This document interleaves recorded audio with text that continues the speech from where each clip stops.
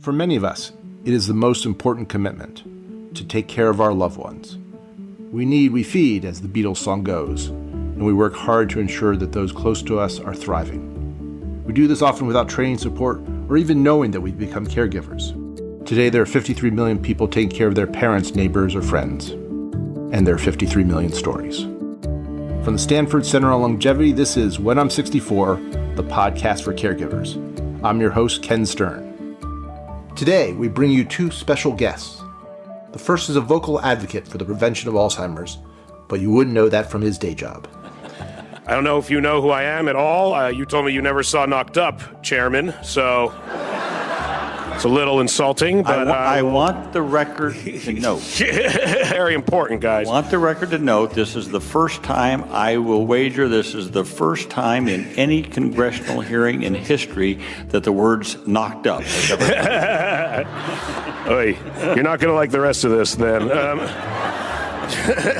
That laugh, it pretty much gives it away. That's the actor Seth Rogen, heard here talking with Senator Tom Harkin in a 2014 Senate hearing on Alzheimer's research. Rogen addresses the obvious disconnect right off the bat. First, I should answer the question I assume many of you are asking. Yes, I'm aware this has nothing to do with the legalization of marijuana. In fact, if you can believe it, this concerns something that I find even more important. I started dating my wife, Lauren, 9 years ago when her mother was almost 54 years old. The first time I met her parents, being the mensch that I am, I was excited to spend time with them and make Lauren think I was the type of guy she should continue dating. It was this trip, the first time I met my now mother-in-law, that Lauren first admitted to herself and then to me that something was off with her mother. I guess the clues were unfortunately easy to spot since both of Lauren's mother's parents had Alzheimer's disease. Soon after this trip, at 55 years old, Lauren's mother was diagnosed with early onset Alzheimer's. Now, at this point, my impression of Alzheimer's was probably what I assume most people's impression is. I thought it was something only like really, really old people got, and I thought the way the disease primarily showed itself was in the form of forgotten keys, wearing mismatched shoes, and being asked the same question over and over. This period, which was the only way I'd seen Alzheimer's displayed in movies or television, lasted a few years for Lauren's mom. After that, however, is when I saw the real ugly truth of the disease. After forgetting who she and her loved ones were, my mother-in-law, a teacher for 35 years, then forgot how to speak, feed herself, dress herself, and go to the bathroom herself, all by the age of 60. Lauren's father and a team of caregivers dedicate their lives to letting my mother-in-law be as comfortable as she can be. They would love to do more, but can't because, as you've heard, unlike any of the other top 10 causes of death in America, there is no way to prevent, cure, or even slow the progression of Alzheimer's disease. Another thing I didn't realize until I was personally affected was the shame and stigma associated with the disease. It was before I was born, but I'm told of a time when cancer had a stigma that people were ashamed by. Celebrities and other public figures that were stricken would hide rather than be voices of hope for people in similar situations. And although it's turning, this is currently where we are largely at with Alzheimer's disease, it seems like. And it's because of this lack of hope and shameful stigma that my wife, some friends, and myself decided to actually try and do something to change the situation. So what did Seth and Lauren Miller Rogen decide to do? They started the organization Hilarity for Charity. Hilarity for Charity is a fund we have to raise money to help families struggling with Alzheimer's and support cutting-edge research. That's right. The situation is so dire that it caused me, a lazy, self-involved, generally self-medicated man-child, to start an entire charity organization. It was through this that we felt we weren't just complaining there was nothing to be done, but actively taking steps to do something. Instead of being disappointed that young people were so misinformed about the reality of the disease, we've started to educate them. Seth and Lauren Miller Rogen join me now to talk about caregiving and Alzheimer's. Lauren starts with the story of her mother's decline. My mom started repeating herself. It was at my college graduation, and she's told me the same story a few times, and just knew in my gut that something was coming our way that I didn't want to be happening. And over the next few years, it became more clear that she was having symptoms of dementia. And when she was 55 and I was 25, or actually shortly before that, when she was officially diagnosed with early onset Alzheimer's. That was obviously no less than devastating and terrifying. And I thought I would be older when faced with something like that with my parent. Of course, now I've learned that I'm far from the youngest. And it was a really scary thing to get that diagnosis. But now I know things, and I do feel there's a bit more hope. So you were very young, as you said, when your mother got the Alzheimer's diagnosis. We've interviewed other young people who've had a similar situation, and they grappled with the notion of being caregivers. One of them told us that when she was first called a caregiver, she said, no, I'm a daughter. Did you have that same type of reaction? When did you first start thinking of yourself as a caregiver for your family? Well, my dad, who was the most incredible caregiver to my mom, he was the caregiver. And I didn't think of myself as a caregiver at all until my therapist sort of helped me to realize that my dad is my mom's primary caregiver. I should be my dad's primary caregiver. And so, realizing that in caring for him, I was caring for her, and that also made me a caregiver, really made me understand my place in the disease. I didn't need to be the one who was, keeping her safe and feeding her and cleaning her and giving her pills. To be her caregiver, I could do those things by being there with her, holding her hand and supporting my dad to do all those things. Yeah, so it's an interesting notion, a caregiver to a caregiver. Yeah. What was that like? What did you do for your dad, and how did you keep him successful in doing what he was doing? Yeah, I mean, look, it wasn't easy, but and I'm lucky that my caregiver, Seth, my husband, cared for me during that time, and and my brother also was involved, and I think for us, it was about getting my dad actually to accept help, to accept care, because he didn't want to. He's a very strong, smart, capable man who, wanted to take care of his beloved wife, and who was I to argue with that, except when it was clearly affecting him physically and emotionally. And it seemed like we would maybe lose him before we lost her in all of this, because it was breaking him. And so we had to say to him, look, you want to care for her, that's fine. You have to let us care for you, by bringing in someone in to help care for her and accepting care. It's a disease that just needs so much care from all angles. And, accepting that is hard. So, Seth, when did you enter the picture, and how did you see your role in this complicated caregiving situation? I entered the picture pretty early on in Lauren's mother's journey, I guess you would say. Around I think her diagnosis is when me and Lauren. Before that. Started dating, and so I was kind of there for the whole thing, basically. And I was also very young, and I'm a little younger than Lauren is. He's 8 months younger than I am.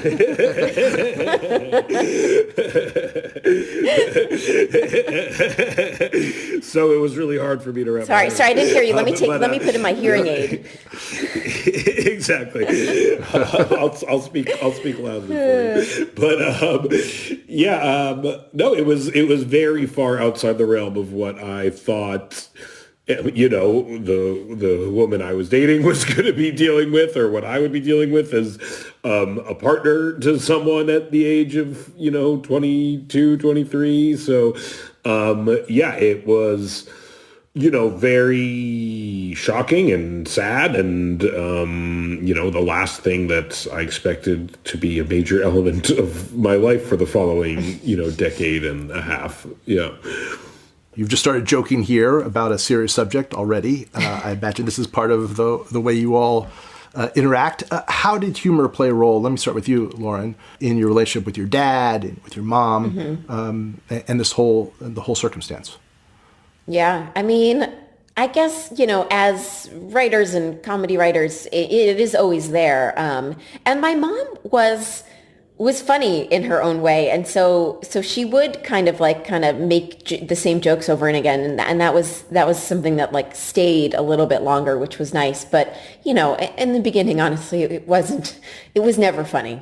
And I was really dark and, really, truly struggling for many years with it. And then it was a friend who came to us that was like, look, let's throw a variety show. Let's do something and raise money for Alzheimer's. And I was like, no, I don't want to do that. That seems like a lot, and I'm so angry at Alzheimer's, and no. And then he talked me into it, and of course Seth was supportive of it, and so it just became a way for us, because that's what we do. Like if we're gonna put on a fundraiser, it's gonna have some sort of element of comedy in it, because that's what we do for our jobs.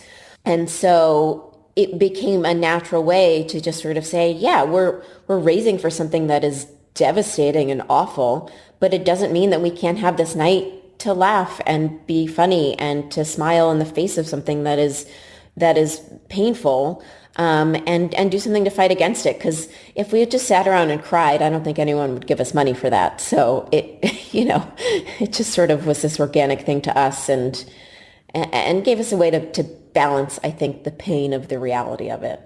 So let me ask you about sort of the idea of Hilarity for Charity, your original name for your charity. Hilarity is not a word that's often associated with Alzheimer's. In fact, probably never. What do you mean? What kind of reactions did you get to that name and what you wanted to do? I feel like people, I wasn't around during this time with cancer, but I feel like I heard stories about people whispering the word cancer years and years and years ago. You didn't say cancer, you said they have cancer. And so I feel like certainly when my grandparents had it, and, in the early years of my mom's diagnosis, I felt like no one was talking about it. And if I would go to an event or something, they were so polite and classy, and that's lovely and wonderful. And I don't want to, knock on classy, lovely, kind events. But as a young person, I wanted to do something that was louder and angrier and was going to feel a bit more, like I said, natural to where I was in my life, which wasn't feeling very polite. And so, we early on would say, fuck Alzheimer's. And certainly there was a reaction then to be like, you can't say fuck Alzheimer's. And now everyone says fuck Alzheimer's, because how else are you going to get rid of something if you don't aggressively shout it from the rooftops that this is a terrible thing that's happening and we need to take some action here? Yeah, so I'm curious, how you all use humor in terms of helping your father cope with this, your mother cope with it, yourselves cope with it. Are there any sort of stories you want to share with us? It is not like a tool that I would say, if it is not a part of your personality, that I would tell you to call upon. You know what I mean? We are, I think, through our lives, me and Lauren both have found ourselves in positions where we work, primarily in the comedic field. So if there was any expression or way for us to deal with what we were dealing with as creative people, it was to use comedy, but that is for sure not organic to everybody, and not something that, if it is not a part of who you are, if you're not, I would not be like, use comedy to get through this. To some people that would be like telling me, use baseball to get through this. If it's not something that I have ever accessed in my life for any therapeutic reasons, then it would be hard to just try it on. You know what I mean? Not to say it wouldn't take my mind off things for a few hours, but I might wind up more frustrated than when I started. But I think to us, it's who we are. It's, Lauren's family. I think we are Jewish people. That is not a coincidence. I think it is within our heritage to use comedy to deal with trauma. The entire entertainment industry is built upon that concept. And so, we are, it is for sure a part of our upbringing and culturally, within what we were raised around, every Jewish family uses comedy to deal with trauma, So I want to ask you about, you're both in a wonderful movie from 2011 called 50/50. In some ways, it tracks a little bit of this conversation. It was a lot about caregiving. The central figure in the movie had cancer, and Seth, you were a caregiver to him. was made entirely, almost exclusively by Jewish people also. So, yeah. I think I come from the only non-funny Jewish family. Yeah, So exactly. So there's a couple. I'm glad I have company somewhere. I know one or two. So Lauren, I want to ask you. But if you're not a funny Jew, you're a really smart Jew. That's something that I do. I'll grab onto anything. Thanks. So Lauren, I wanted to ask you about. There's a character in that movie with Alzheimer's. This is right when you were dealing with it. What was it like to sort of be in a movie that sort of tracked your life a little bit? What spoke to you about the movie? Oh gosh, well, I was there for the writer Will Reiser, who wrote it, was actually who introduced Seth and me. So I had beyond the father ultimately having Alzheimer's, I had a connection to the whole story because I lived it alongside him. So I was incredibly proud of that movie from the very beginning and how it took a tough subject and made it feel relatable and real and funny, but also really sad. And it's interesting. I don't want to. The father character didn't always have Alzheimer's, right, Seth? Honestly, it was. Yeah, it was. We reshot some stuff actually. He had suffered a stroke originally, and it was not resident and did not really land, and none of us really had that personal experience with it. So it seemed like this weird thing we were tiptoeing around, kind of. And then we were often in films, you go back and shoot for a few days after you're done. And we were going back to do that. And we realized through watching it with Lauren and through talking about what we'd been experiencing that we could very easily switch it to Alzheimer's and actually speak to it from a much more honest place, and so, it was, it was a switch that was for sure inspired by our personal experience. So, as you both said, this was a movie about a serious subject, but also very funny. I mean, laugh out loud funny. Seth, how did you think about doing a comedy about a serious subject like that, and how to balance the sort of serious side and the humor side? Yeah, I think like most things, it's movies I grew up watching, but I think, being a fan of like James L. Brooks and, his personal, catastrophic behavior aside, Woody Allen movies were something I watched a lot as a child. And those films, really movies like Broadcast News and obviously Terms of Endearment, Husbands and Wives, really balance like comedy and death and terminal illness, basically. And those were movies I was always very inspired by, Harold and Maude, movies like that. I would love to take credit for, pioneering such a idea, but it was more having seen it done a lot of times and wanting to kind of do our own version of that. And our own version, has different elements and maybe, a kind of a harder edge to the humor at times. But I think it's all balance, and real life is like that. Whenever I watch a movie, that's trying to portray something like terminal illness and there's no comedy in it at all, no one ever does anything funny, I'm like, I don't know how realistic that is, because there are always things that arise unless you're really trying to avoid them, it just seems, there's a movie called Other People, is that what it's called? That is about a woman dying of cancer that is also very hilarious in many ways, that I think is like another like great representation of like, you can very realistically portray something incredibly sad and have humor and have those two things coexist. Yeah. So, Seth, I'll grant you that you may not have invented the approach, but it's still really hard to do well, and it was a wonderful movie. So I'm sort of curious, for both of you, were there any scenes in there that actually spoke to you and sort of your personal situation in any particular way? I mean, a lot. I mean, again, we met. I mean, it's a funny question for us. Like the guy, I essentially play myself in the movie, and I literally the night me and Lauren met each other was the night that me and Will were talking about the notion of writing a movie about the fact that he was going through, about to go through cancer treatment, but yeah, so the movie's just every scene's very personal because.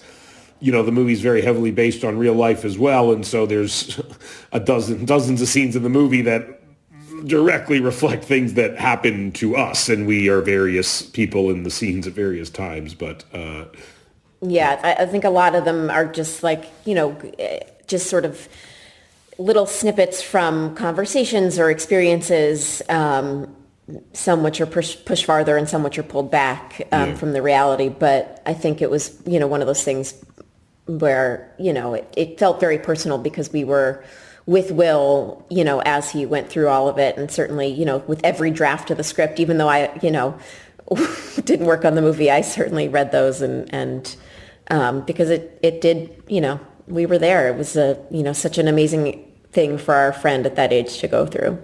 Yeah. So if I can transition a bit to HFC, back to HFC and ask you about some of the things you do there. One of the things that sort of struck us, since we're talking about caregiving, is the Caregiver Respite Grant Program. What inspired you to do that, and what kind of support do you think caregivers need? Just through the experience of seeing my dad and what he needed, which was that he needed help. Caring for someone with Alzheimer's can be a 24/7 job, literally, to keep someone safe and clean and healthy and fed. And that is an extraordinary thing to put on one person. And my family was fortunate enough that we could afford to bring in care, someone to give him a rest, give him respite. And not everyone can afford that. Most people can't afford that. I mean, obviously, we have the healthcare in this country is horrific, and there's certainly nothing for care.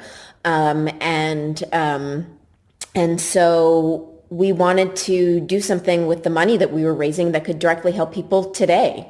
I fully, believe, and we support a lot of great research, and research for cures and treatments is incredibly important. But I view that as help for tomorrow. And it was really important for us to help people today.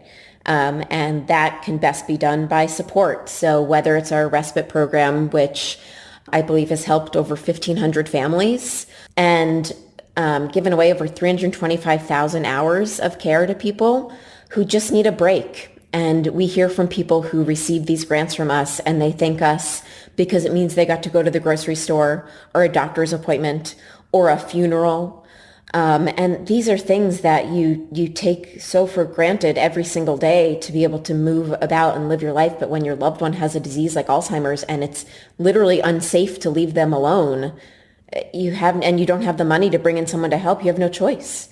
So it was about giving people something today to have hope for today, and make a difference in people's lives at this very moment. So one of the things you alluded to there is how isolating caregiving can be, and something we hear over and over again.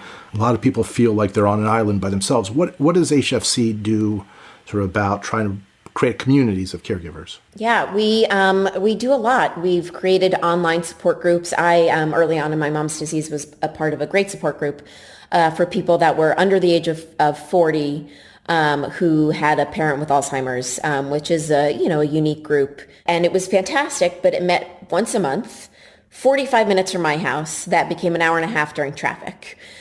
And so if I missed 1 month, that was 2 months. Or God forbid I had to miss 2 months, then it was 3 months before I connected with anyone who could possibly say to me, I understand, which is really important to hear when you're dealing with the disease, with any terrible thing, honestly. And so for us, we thought, well, let's do it online. We've been doing Zooms and Google Hangouts for years. I know everyone's been doing that just now, but and bringing people together that are in similar situations, because I think that's really important. I once attended a group, and there was someone there who was in their late 50s who was upset about their parent with Alzheimer's, and no doubt that is upsetting. But for me, in my mid-20s, to be in the same group as someone who's in their mid-50s, I did not want to hear what that person had to say. at that point in my life. I was like, we are in wildly different situations, and I had no patience for that person. And so we make sure to group people into really similar situations. So you're in a place where, like I said, someone can really organically say, hey, I understand, this helped me. Or what do I do about this? What did you do in this situation? Another amazing thing that actually brings back a little comedy, I will say, is we've partnered with this really wonderful organization called Laughter on Call, which teaches caregivers how to improvise, which is a comedy technique. And it's so helpful in being a caregiver. That the basis of improvisation is to say yes and so, someone with Alzheimer's may say something that is wildly untrue. And you learn that you don't want to correct that person. And there are ways to say yes, and then this. And so we, really try to teach people, give them tools to learn how to be better caregivers. We have actually a partnership with the Rosalind Carter Institute, which is a one-on-one caregiver training, which is really amazing. And like I said, it's one-on-one coaching for caregivers to learn how to be better caregivers. We're just always listening for different ways to help people who are going through this journey right now. So you've also noted that Alzheimer's is the only one of the top 10 diseases causes of death that are on the rise. So you've talked a little bit about how you're helping people today. What's your hope for changing that direction in the future? Well, the good news is that it seems that if we make the choice to live a brain healthy lifestyle today, that 1 in 3 cases of Alzheimer's may be preventable. And that's certainly a fact that is new to me and has given me great hope. And so with that, we have made sure to really dive into brain health and brain health education. We've partnered with Weill Cornell at New York Presbyterian, and we've created these online webinars to teach brain health. It's where we've invested money. We just had a study that we funded was just published, which is very exciting. And, I think that young people need to know that Alzheimer's starts in our brain 20 or 30 years before we may see a symptom. And so we need to start thinking about how to live a brain healthy lifestyle younger than our 40s, 50s, 60s. We need to do it now. And so, it's things, it's diet, it's exercise, it's sleep, it's emotional well-being, it's, mental fitness. It's things that, will just improve your quality of life now. So why not start doing them? Sure, nutrition, you want to eat all the sugar you want. Don't eat all the sugar you want. Maybe only have a little bit. But, most of these things will improve your quality of life today and hopefully tomorrow. And that is so much where we want to educate people, which is you have power over this thing. You think it's scary, and it is, but there are actually things you can do. So you made a reference earlier, Lauren, this question for both of you about our lousy healthcare system.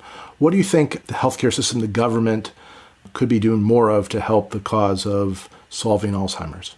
Should I go or you? I mean, you can start, sure.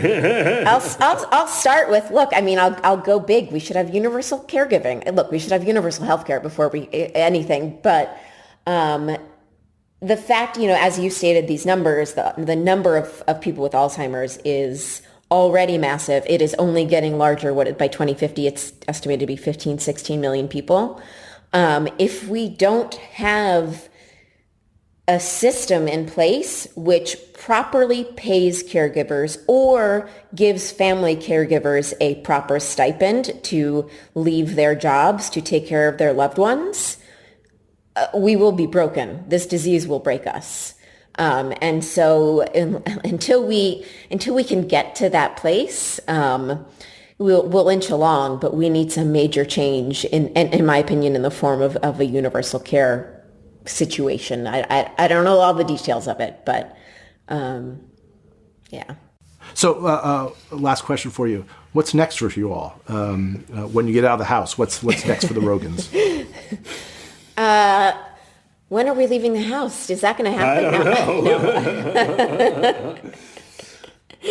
know. Look, we're knock on wood, we're both very lucky to be healthy and happy and safe here at home. And when we leave, hopefully we'll go back to our normal jobs and make films and TV and what happens there. And for HFC, we'll just continue doing what we do. And hopefully we'll be able to, we, as our large fundraisers, we always have a pretty big event every year. So hopefully we'll be able to get back to doing that. We're going to do something online. So much about what we do is about connecting with people. We, travel around and meet people and talk to people. And I look forward to that one day, hopefully. That's Lauren Miller Rogen, joined by her husband, Seth Rogen. Their organization, HFC, provides grants for Alzheimer's research and educates people about brain health. It has provided more than 325,000 hours of respite care to Alzheimer's caregivers. And you never know when you might meet someone helped by HFC. Once I was on an airplane flight, and a woman came up to me and said that she was going on the first trip she had been on in years because she had received one of our grants. And there was someone who was watching her mother, who she was the primary caretaker for.